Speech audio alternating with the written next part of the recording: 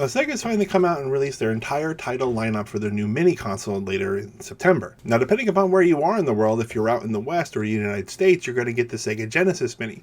If you're in Europe or Japan, you're going to get the Mega Drive Mini. Now, no matter which region you're in, every console is going to have a selection of games that are going to be universal across all the platforms. But then there's a selection of games that are dependent upon your region. So for us in the United States, we're going to get games like Altered Beast, we're going to get games like Alex Kidd, Earthworm Jim, Echo the Dolphin, Kid Chameleon, Shinobi, Vector Man, Virtual Fighter 2. I have to say, I'm actually really excited for this. I've been waiting for a Genesis Mini to come out ever since they released the Nintendo Classic and the Super Nintendo Classic. Sega actually took the Genesis Mini or the Mega Drive Mini to E3 this year and showed it off, and I have to tell you, the menu system, the graphics, everything about this, M2 did a wonderful job with this console.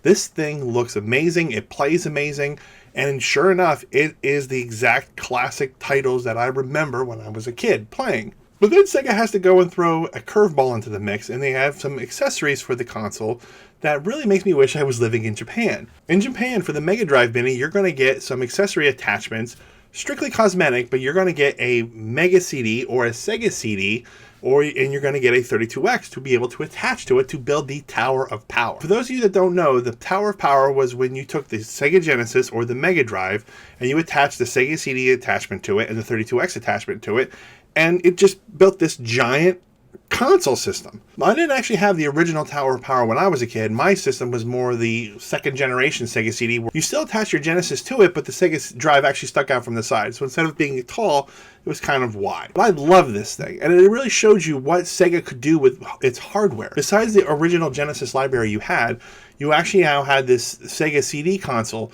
or the Mega CD console, like I said, depending upon where you were in the world, that you got full motion video games such as Sewer Shark, Tomcat Alley, and Night Trap that really showed you what direction video games could really go in. And the 32X attachment was really to show you what future game consoles could really go in and what graphic details they could actually get to. Now, obviously, by no means did the 32X produce graphics like the PlayStation did or the Sega Saturn did, but in the same vein, it really showed you really what direction Sega really could go with this hardware, with this technology. I mean, the games themselves are very polygonal, but they were very beautiful to look at. It's really kind of sad that the 32X didn't get a mega library of games to play, but the games that did come out for them, for the most part, were really good. Star Wars Arcade and Shadow Squadron, I can call right off the top of my head, were two of my favorite games for the 32X. Now, like I said, these accessories are strictly cosmetic. They're just for the look of it.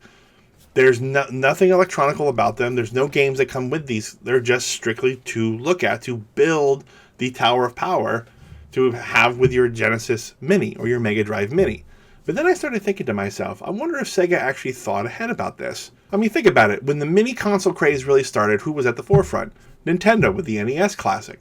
Then came the SNES Classic, and then Sony came out with their PlayStation Mini shortly thereafter. Now, with all three of those consoles, what happened? Hackers were able to get into the console and were able to upload any games that they wanted to into the system. Perfect example is the NES Classic only came with a handful of games, but thanks to the hackers, you were actually able to load the entire Nintendo library onto this little console. Well, depending upon how big your memory card was for it. Same thing with the SNES, and sure enough with the PlayStation. Once the cracks came through, you were able to put any game you wanted onto these systems. And even in the vein with the SNES and the NES Classic, it wasn't just Nintendo games you could put on there. It wasn't just NES or SNES. You could put Game Boy, Game Boy Color, Game Boy Advance. You could even put Sega games on these things. So I almost wonder if Sega was thinking about this and they thought about it. Well, we already know that hackers are going to try to hack our system to try to put more games on there because of our emulator made by M2. We have the possibility to gain some extra revenue just by with these cosmetic accessories because we know hackers are going to attempt and probably succeed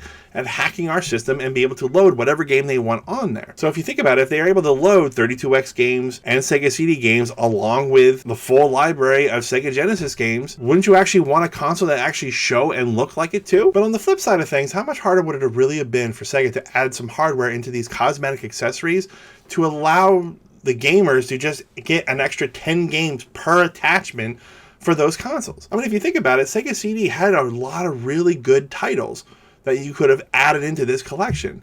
I mean, just for the foregone, Night Trap, Sonic CD, Dracula Unleashed, Shining Force CD, Final Fight, Tomcat Alley, Sewer Shark, Double Switch. There are some really good titles that they could have picked from. For the 32X, you had Virtual Fighter, Virtual Racing, Star Wars Arcade, Shadow Squadron, T-Mac, Metalhead. There's a good selection of games you could have chosen for that console, for that attachment, to add into this collection. Charge maybe $40 per attachment. That's some extra revenue that the company could have really pulled in. I mean, at the end of the day, I'm super excited for this Sega Genesis Mini. I've already got mine pre-ordered. I'm going to get mine in September. But I really hope Sega really considers and really thinks about releasing those cosmetic attachments to more than just Japan. Give them to the US. Give them to Europe. I think they'll actually make some extra revenue off of that. But I want to hear from you guys. Are you as excited about the Genesis Mini as I am? Or are you guys just kind of over this mini console craze that's going on right now and you just want to focus strictly on the new stuff coming out? That's going to do it for me for this video, but until next time, I will catch you guys on the next one. Young Bobby Engels has a problem. He needs to earn the respect of his peers. So he gets Sega Genesis, the ultimate action system. And then he buys Mortal Kombat, the arcade edition, and the all-new Shinobi 3, and Marvel's X-Men. Now, things are pretty much okay. I said chocolate chip. Say it. Say it.